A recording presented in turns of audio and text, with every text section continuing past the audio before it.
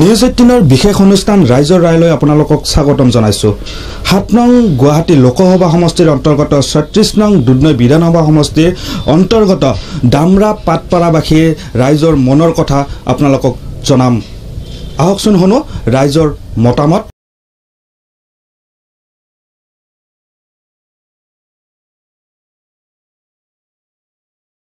উন্নয়ন মানে নিৰ্বাচন আহে আৰু নিৰ্বাচন যায়, কিন্তু উন্নয়ন বুলি বিশেষ উন্নয়ন নহয়। আৰু আমাৰ ইয়াত পানীৰ সমস্যা আছে, যি জনস্বাস্থ্য কাৰিকৰী বিভাগ আছে সেইটো নামমাত্ৰী বিভাগ, মানে কামত একো নাই। আৰু ৰাস্তাটো সমস্যা, মানে বাৰিষাৰ বতৰত খুবেই অসুবিধা হয়। হয়, নোহোৱাৰ কাৰণটো এতিয়া যিবিলাক নিৰ্বাচিত প্ৰতিনিধি সেইবিলাকহে জানিব, কিন্তু কিয় নকৰে সেইটো। নিৰ্বাচন আহে আৰু নিৰ্বাচন যায়, কিন্তু উন্নয়ন বুলি বিশেষ উন্নয়ন নহয়। হয়, ৰাইজে প্ৰাৰ্থীয়ে চাব লাগে, কিন্তু দেখা যায় যে পাৰ্টি বুলিহে বেছি কিবা কৰে, মানে প্ৰাৰ্থীকে গুৰুত্ব দিব লাগে। সমস্যা মানে আমাৰ ৰাস্তা বেয়া, তাৰোপৰি পানীৰ অসুবিধা। গতিকে ইলেকশ্যন আহি আছে, যদিহে ভোট লাগে তেতিয়াহ'লে আমাৰ ৰাস্তাটো ভাল কৰক, পানীৰ সুবিধাখিনি কৰি দিয়ক, তেতিয়াহ'লে আমি আগবাঢ়ি যাম। আৰু নাই বিজয় চক্ৰৱৰ্তী অহা নাই। আমাৰ সমস্যা হেৰি হৈ আছে, এই আমাৰ পানী যোগানৰ কাৰণে এই আগতে টিউবৱেল দিছিল, তো এতিয়া বেয়া হৈ আছে। আমাৰ এইটো অভাৱ, আৰু এই ৰাস্তাখিনি কেঁচা হৈ আছে, সেইটো আমাক পকা লাগে, সেইটো আমাৰ অভাৱ। আৰু ইফালেদি 3 নম্বৰত কি হ'ব, আমাৰ এই লাইটৰ কোনো হেৰি নাই আৰু কি, তাৰ কাৰণে আমাক সেইখিনি সুবিধা লাগে। আৰু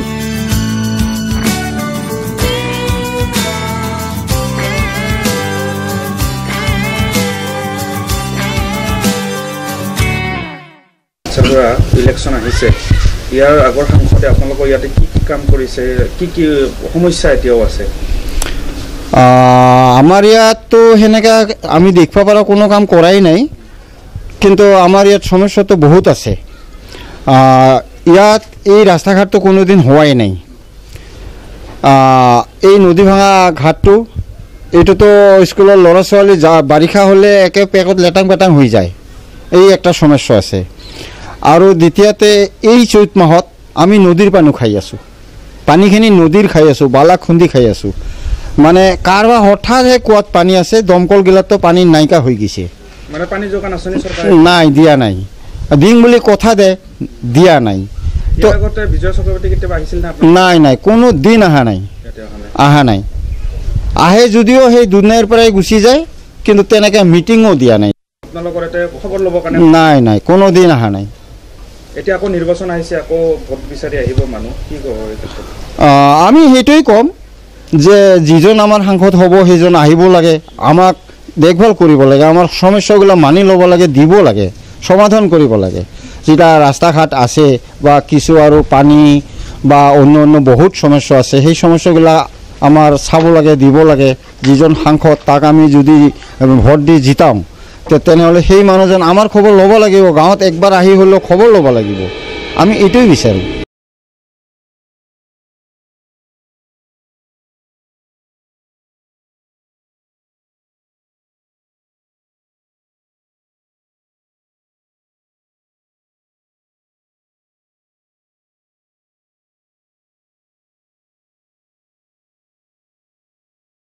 বিগত কেইবাটা বছৰ ধৰি আমি যিজন সংকটক জিকাই আনিলোঁ, এই অঞ্চলৰ পৰা ভোট দি তেওঁৰ কোনো ফলপ্ৰসূ আমি দেখা নাপালোঁ। ফলপ্ৰসূ আপোনালোকৰ সন্মুখতে আছে, চাওক এইবিলাক অৱস্থা। আমাৰ ৰাস্তা ঘাট জৰাজীৰ্ণ, কোনো সুবিধা নাই। আজিকালি তেওঁ ইলেকশ্যনৰ সময়ত তেওঁলোকৰ নিৰ্বাচন প্ৰচাৰক ব্যক্তিসকল আহে, ইটা দিম, অমুক দিম, তমুক দিম, বিভিন্ন ধৰণৰ কথা কয়, কিন্তু ইলেকশ্যন পাৰ হৈ গ'লে আৰু কাকো দেখা নাপাওঁ। আৰু তেওঁলোকৰ ওচৰত যে আমি কিবা এটা অভিযোগ দাখিল কৰিম, আমি ঢুকিও নাপাওঁ। কিয়? আমাৰ এই অঞ্চলত বসবাস কৰা যিখিনি জাতি জনগোষ্ঠী আছোঁ, গোটেইখিনি দৰিদ্ৰ সীমাৰেখাৰ তলত। আমাৰ কোনো এনেকুৱা দিন মজুৰি নকৰিলে আমাৰ কোনো এনেকুৱা উপায় নাই। তে যাৰ কাৰণত আজি আপোনালোকে দেখিছে আমাৰ অৱস্থা। প্ৰধান সমস্যা 1 নম্বৰ সমস্যা শিক্ষা দীক্ষাৰ বাবে কোনো এটা এখন অনুষ্ঠান নাই। আমাৰ সৰ্বশিক্ষা আঁচনিও নাই। ইয়াৰ পৰা 3 কিলোমিটাৰ 2.5 কিলোমিটাৰ যাব লাগে। মাননীয় শিক্ষামন্ত্ৰী ডাঙৰীয়া কৈছিল 1 কিলোমিটাৰ এটা শিক্ষা কেন্দ্ৰ হ'ব, কিন্তু আজিকালি তাৰ একো দেখা নাপালোঁ। দ্বিতীয়টা সমস্যা বিশুদ্ধ পানী। আপোনালোকে ঘৰক কিছুমান মানুহে নিজাববীয়া কৰি ঘৰত দমকল পুতি লৈছে, আৰু কিছুমান মানুহ ইয়াৰ চাওক নদীত পানী খুন্দি খাই আছে। এই অৱস্থাত আমি গৰাখহনীয়াটো আছে, সেইটো সমস্যা আছে, দেখি আছে আপোনালোকৰ সন্মুখত। আমি বিশুদ্ধ পানীৰ কোনো ব্যৱস্থা নাপালোঁ। তৃতীয় কথা, ৰাস্তা ঘাট জৰাজীৰ্ণ অৱস্থা। চৰকাৰী ফালৰ পৰা কোনো সা সুবিধা নাপাওঁ। অকল ৰেচন কাৰ্ডৰ যিখিনি পৰিয়াল কাৰ্ড আছে, সেইখিনি পৰিয়ালে ৰেচন কাৰ্ডৰ কিবাখিনি ভোগ কৰি আছে যদিও তাতো বৈষম্যতা দেখা পাই আছোঁ। তো এইবিলাকৰ কোনো তদন্ত হোৱা নাই। যিজন সাংসদ ইয়াৰ পৰা জয় হৈ যাব, যিজনক আপোনালোকে জয় কৰিব, কেনেকুৱা এজনক সাংসদক জয় কৰাব আৰু কি তেখেতৰ পৰা কি বিচাৰে আপোনালোকে? আমি নিজাববীয়া একো নিবিচাৰোঁ। আমি ৰাজহুৱা সমস্যাখিনি সমাধান কৰা সংকট আমাৰ মাজত যিয়ে আহিব, আমি দল নিবিচাৰোঁ। কোন দলে কি কৰিব এইটো নহয়। আমাৰ সংকটজন যদি ভাল হয়, আমি সেইজন সংকটকে জিকাই আনিম বুলি আমাৰ সমূহ ৰাজহুৱা হিচাপে আমি এটা আলোচনা লৈছোঁ। এইবাৰ যিকোনো দলৰে হওক, যদি সংকটজন ৰাইজৰ সেৱা কৰা সংকট হয়, আমি তেওঁক জিকাই আনিম।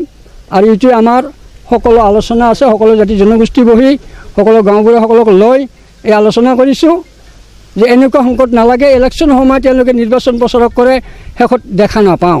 11-12খন গাঁও আছে, কিন্তু তেনেকুৱা শিক্ষিতমূলকভাৱে স্কুল এখন দৰকাৰ আছিল। কিন্তু স্কুলৰ বিষয়ে আগতো বহুত সংকটক আমি আপত্তি কৰিছোঁ, কিন্তু খালি সিহঁতে ইলেকশ্যনৰ সময়ত আহে আৰু ইলেকশ্যনৰ পিছত আমাৰ খবৰ নলয়। কেতিয়াও নাহে। ইলেকশ্যন শেষ হোৱাৰ পিছত কোনো খবৰ নলয়। গতিকে আমাৰ ইয়াত যিটো শিক্ষিতভাৱে একো স্কুল বা তেনেকুৱা ধৰণৰ কিছু নাই। গতিকে এখন স্কুল ইয়াৰ পৰা স্কুল যাব লগা হ'লে প্ৰায় 2-2.5 কিলোমিটাৰ দূৰত যাব লাগে। সৰু অকণমান বাচ্চাসকল গ'লেও হস্পিটেল নাই। হস্পিটেলো আমি গ'লে নদীৰ সিপাৰে যাব লাগে।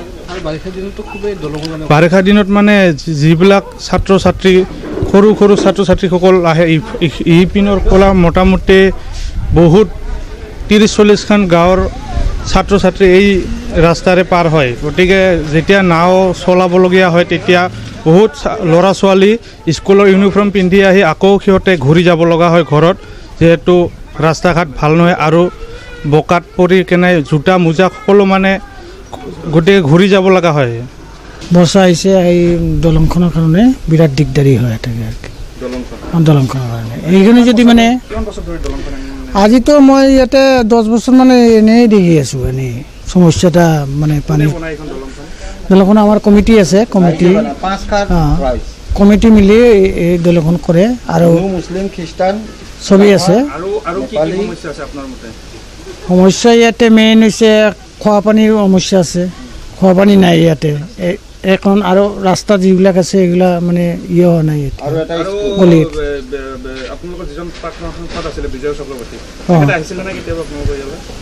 আমি অৱশ্য দেখা নাই, দুধনৈ অবধি দেখছোঁ আৰু কি, দুধনৈ আহিছে, কিন্তু আমাৰ ইয়াতে অহা নাই।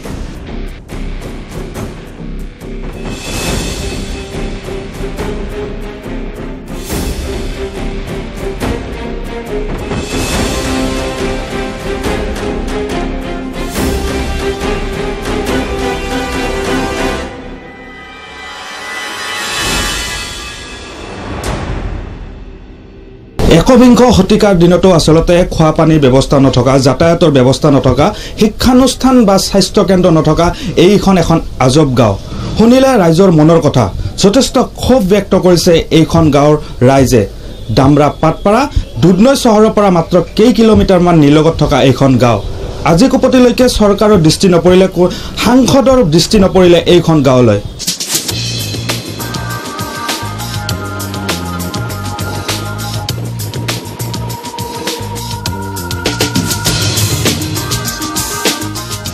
সমাগত লোকসভা নিৰ্বাচন আৰু ইতিমধ্যে নিৰ্বাচনী আয়োগে ঘোষণা কৰিছে নিৰ্বাচনৰ তাৰিখ সমান্তৰালভাৱে দেখা পোৱা গৈছে ৰাজনৈতিক দলসমূহৰো তৎপৰতা আৰু ৰাইজৰো দেখা পোৱা গৈছে বিভিন্ন ধৰণৰ তৎপৰতা মই আজি উপস্থিত হৈছোঁ 7 নম্বৰ গুৱাহাটী লোকসভা সমষ্টিৰ অন্তৰ্গত 55 নম্বৰ হাজো বিধানসভা সমষ্টিত আৰু আজি আমি জানিব বিচাৰিম ৰাইজৰ ৰায় আচলতে নিৰ্বাচন সম্বন্ধে ৰাইজে কয় কি মোৰ লগত এজন স্থানীয় লোক আছে তেওঁৰ পৰা জানিব বিচাৰিম আচলতে এইবাৰ লোকসভা নিৰ্বাচন তেওঁলোকে কেনেকুৱা ধৰণৰ ফলাফল বিচাৰে কেনেকুৱা ধৰণৰ প্ৰাৰ্থী বিচাৰে মোৰ ফালৰ পৰা মই এইটোকে ক'ব বিচাৰোঁ যে যোৱা 5 বছৰত যিমানখিনি হাজোত উন্নয়নমূলক কাম হৈছে আগৰ তুলনাতকৈ বহুত বেছি সেয়ে মই পৰৱৰ্তী চৰকাৰ মানে তেওঁলোকৰে হোৱাটো মই বিচাৰোঁ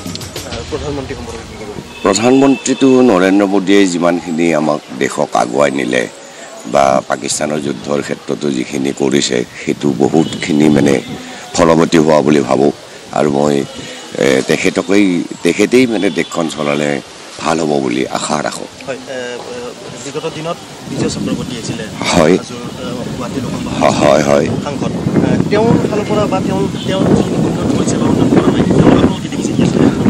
দেখিছোঁ তেখেতেও যথেষ্টখিনি উন্নয়ন কৰিছে গোটেই মানে হাজো সমষ্টিত গতিকে ভালেই বুলি মই ক'ব বিচাৰোঁ এতিয়া মানে আগতে যি চৰকাৰ আছিলে সেই চৰকাৰবিলাকে যি কাম কাজ কৰিলে সকলোৱে দেখিলে গতিকে নতুন চৰকাৰ আহিছে বিজেপি চৰকাৰ তেওঁলোকে বহু বছৰৰ পৰা মানে আহিম বুলি ভাবি আহিছিলে গতিকে ৰাইজৰ সহযোগত এইবাৰ বিজেপি চৰকাৰ আহিলে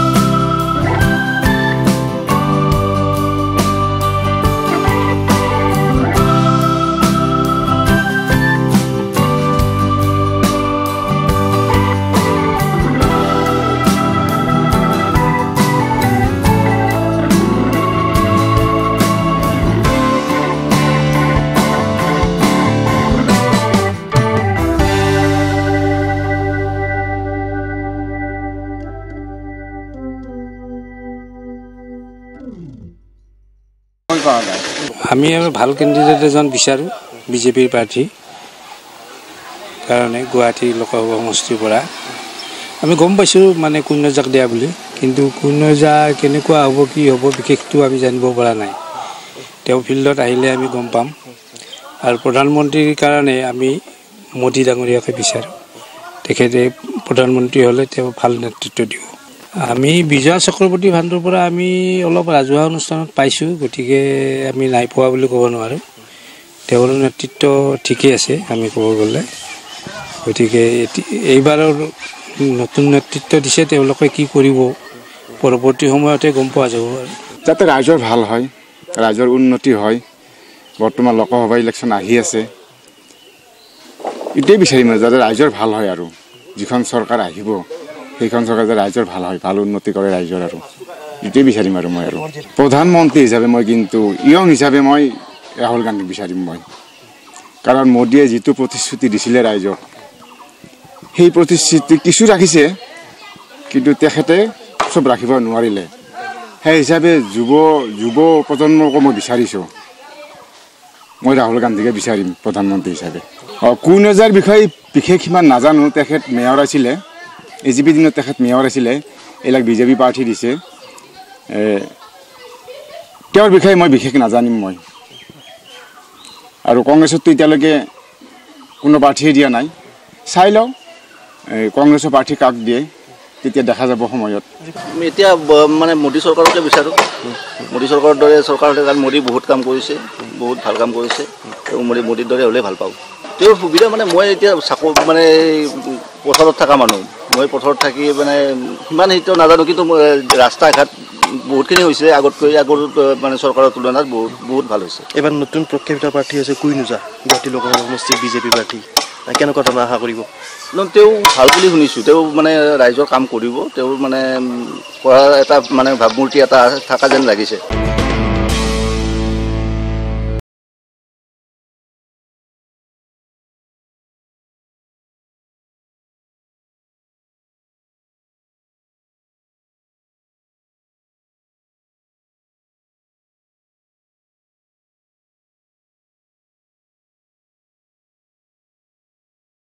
ৰাইজৰ ৰায়ত আজি 7 নম্বৰ গুৱাহাটী সংসদীয় সমষ্টি। সংসদীয় গুৱাহাটী সমষ্টিটোৰ মুঠ ভোটাৰ 21,49,230। পুৰুষ ভোটাৰ 10,87,122। মহিলা ভোটাৰ 10,62,030। তৃতীয় লিংগ 78। মুঠ ভোটগ্ৰহণ কেন্দ্ৰ 2,592।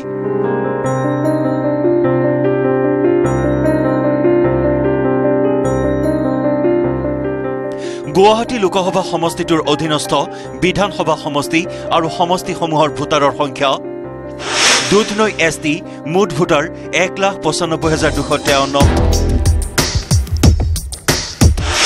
বকো SC মুঠ ভোটাৰ 2,12,495। ছয়গাঁও মুঠ ভোটাৰ 1,74,569।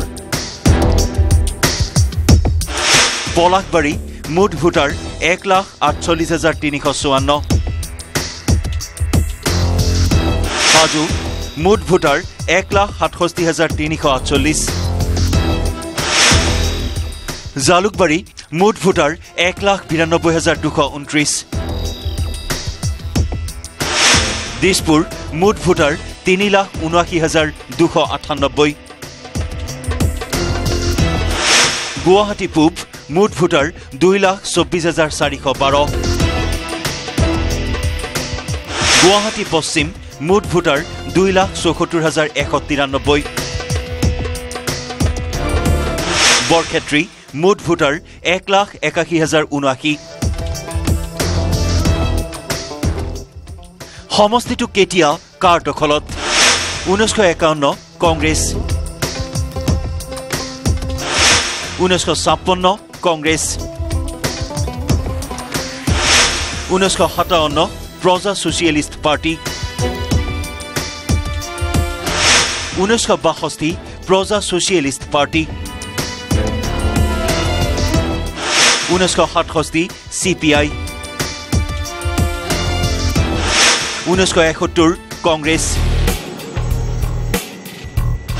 1977 ভাৰতীয় লোকদল 1985 নিৰ্দলীয় 1996 অগপ 1998 কংগ্ৰেছ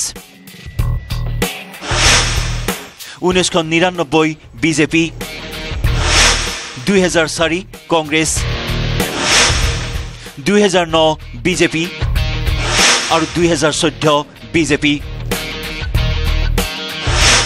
2019 কোন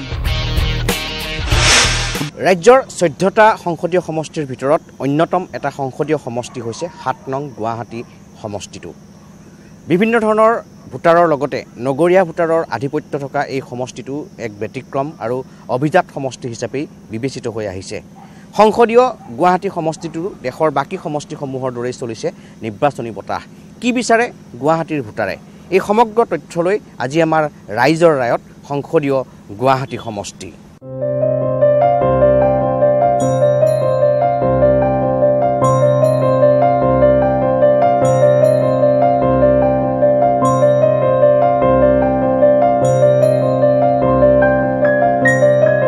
লোকসভা নিৰ্বাচন সমাগত আৰু আমি ইয়াতে জালুকবাৰী সমষ্টিত উপস্থিত আছোঁ এজন ভোটাৰৰ পৰা জানিব বিচাৰিছোঁ এইবাৰ নিৰ্বাচনী সমীক্ষা কেনেধৰণৰ হ'ব বা ৰাইজে কোন দলক আঁকোৱালি ল'ব দাদা এইবাৰ নিৰ্বাচন কেনেধৰণৰ হ'ব বা কোন দলৰ চৰকাৰ হোৱাটো বিচাৰে বা কোন প্ৰধানমন্ত্ৰী হোৱাটো বিচাৰে লোকসভা আগন্তুক লোকসভা নিৰ্বাচনৰ প্ৰাক মুহূৰ্তত নিউজ 18 অসমৰ ফালৰ পৰা যি আপোনালোকে প্ৰাক নিৰ্বাচনী এক বতৰা ল'বৰ কাৰণে আয়োজন কৰিছে তাৰ বাবে আপোনালোকক ধন্যবাদ জনাইছোঁ এই নিৰ্বাচনৰ কথাটো এতিয়া ইমান স্পষ্ট হৈ উঠা নাই কাৰণ ইলেকশ্যন ডিক্লেয়াৰ কৰা আজি মাত্ৰ 2-3 দিন হৈছে তথাপি মানুহৰ মাজত বিভিন্ন প্ৰতিক্ৰিয়া সৃষ্টি হৈছে ইতিমধ্যে যোৱা 5টা বছৰৰ বিজেপি চৰকাৰৰ যি কাম কাজ আৰু তেওঁলোকৰ যিটো প্ৰতিশ্ৰুতি এই দুইটাৰ মাজত সামঞ্জস্য কিমান আছে ইতিমধ্যে ৰাইজে ভালকৈ বুজি উঠিছে আৰু এই বুজি উঠাৰ কাৰণসমূহ বিভিন্ন আন্দোলন বিভিন্ন প্ৰতিবাদ বিভিন্ন ধৰণৰ ঘটনা এই ঘটনাৰাজিৰ পৰা মানুহৰ মাজত এক প্ৰতিচ্ছবি ইতিমধ্যে দাঙি ধৰিছে তেওঁলোকে নিজৰ চৰকাৰখনৰ যোৱা 5 বছৰৰ ইতিহাসটো গতিকে এই যোৱা 5 বছৰৰ ইতিহাসত তেওঁলোকৰ কৰ্মৰাজিৰ ওপৰত ভিত্তি কৰিয়েই বোধহয় এইবাৰ ৰাজ্য নিৰ্বাচনত নিজৰ সিদ্ধান্তবিলাক ল'ব কোৱাটো টান প্ৰধানমন্ত্ৰী কোন হ'ব প্ৰধানমন্ত্ৰীৰ ক্ষেত্ৰত এতিয়ালৈকেতো আন দলবিলাকে কোনেও নিজৰ নিজৰ তেওঁলোকৰ প্ৰতিনিধিৰ নাম এতিয়ালৈকে উত্থাপন কৰা নাই যদিও নৰেন্দ্ৰ মোদী ইয়াৰ পাছতে প্ৰধানমন্ত্ৰী হ'বনে নহয় এইটো সন্দেহজনক নাগৰিকত্ব সংশোধনী বিধেয়ক বা আন ইছ্যুবিলাকে যিটো আন্দোলন হৈছিলে সমগ্ৰ ৰাজ্য জুৰি এইবিলাকে প্ৰভাৱ পেলাব নেকি চাওক মানুহৰ যদি আমাৰ স্মৃতি শক্তি আজিকালি খুব কম বুলি কোৱা হৈছে জনসমাজত কিবা এটা বস্তুৰ প্ৰতিক্ৰিয়া খুব বেছি 15 দিন 20 দিন এমাহলৈকে থাকে যদিহে মানুহৰ এই নাগৰিক সংশোধনী বিধেয়কৰ বিৰুদ্ধে যি অসমত গঢ়ি উঠা তীব্ৰ আন্দোলন হৈছিলে তাৰ কথা যদি মনত ৰাখে নিশ্চয় ইলেকশ্যনত প্ৰভাৱ পেলাব নৰেন্দ্ৰ মোদীক দেৱকে হেৰি কৰোঁ তেখেতে অলপ মানে হেৰিৰ পৰা বহুত ভাল দুখীয়াকো হেল্প কৰিছে তেখেতৰ লগত মানে বহুত হেৰিটো ভাল নিৰ্বাচনত বিধায়কৰ প্ৰভাৱটো পৰিব তথাপিও ইমান হেৰিটো নহয় চৰকাৰ বিজেপি আহিব বুলি ভাবে আহিব বুলি ভাবি এইবাৰ প্ৰধানমন্ত্ৰী হিচাপে ৰাহুল গান্ধীক বিচাৰে নে নৰেন্দ্ৰ মোদী ডাঙৰীয়াকে বিচাৰোঁ কি বিশেষ কাম কৰিছে বুলি ভাবে হয় কৰিছে বহুত কাম কৰিছে এতিয়া নতুন নতুন আঁচনিবিলাক ওলাইছে সেই হিচাপে আমি নৰেন্দ্ৰ মোদী ডাঙৰীয়াকে বিচাৰোঁ আৰু আমাৰ বিজয় চক্ৰৱৰ্তী ইয়াৰে সাংসদ আছিলে লগ পাইছে না বিগত 5 বছৰ লগ পাইছোঁ মিটিঙত গ'লে লগ পাওঁ এনে পাৰ্চনেলি লগ পোৱা নাই কি ক'ব কাক বিচাৰে প্ৰধানমন্ত্ৰী হোৱাটো নৰেন্দ্ৰ মোদীকে লোকসভা নিৰ্বাচন আহি পালেহি এই নিৰ্বাচনত প্ৰধানমন্ত্ৰী ৰূপে নৰেন্দ্ৰ মোদীক বিচাৰে নে ৰাহুল গান্ধীক বিচাৰে নৰেন্দ্ৰ মোদী তো নৰেন্দ্ৰ মোদী কি কাৰণে বিশেষ কাৰণত মানে আকৌ বিচাৰে প্ৰধানমন্ত্ৰী ৰূপে চাৰ্জিকেল ষ্ট্ৰাইক কৰিছে আৰু বহুতখিনি ডেভেলপমেণ্টো হৈ আছে যোগ্য হিচাপে নৰেন্দ্ৰ মোদী নিৰ্বাচিত কৰিছে বিগত সময়ছোৱাত যি কাম কাজ কৰিছে চৰকাৰখনে সন্তুষ্ট নে আপুনি সন্তুষ্ট